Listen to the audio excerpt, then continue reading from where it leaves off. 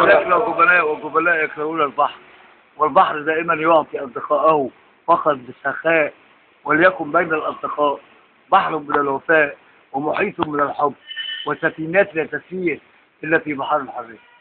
الله الله. انت بقى البحار موندي بقى اللي كانت التمثيليه الدراميه دي. وما زال شراعي يسبح في بحر المعرفة.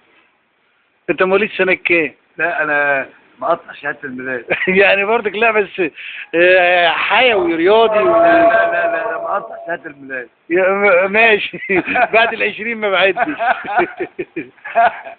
لا والله انت ربنا يخليك. ربنا يديك الصحه يا رب. الله يطول في عمرك.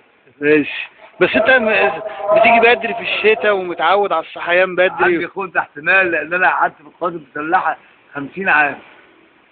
في القوات المسلحه. فهي اثرت فيا في حياتي، خدمه الوطن، كل ده عشان الوطن.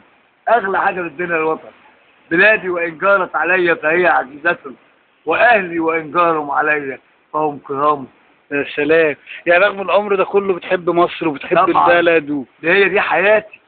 على هذه الارض يولدون والى هذه الارض نرجعون. الله الله. انت كلامك درر. الله يخليك. ربنا يكرمك. سجل انت بقى. انا سجلت الكلام دوت وان شاء الله هنزله على الفيديو. وده كان لقاء مع البحار موندي في كشافة البحرية. صدفة.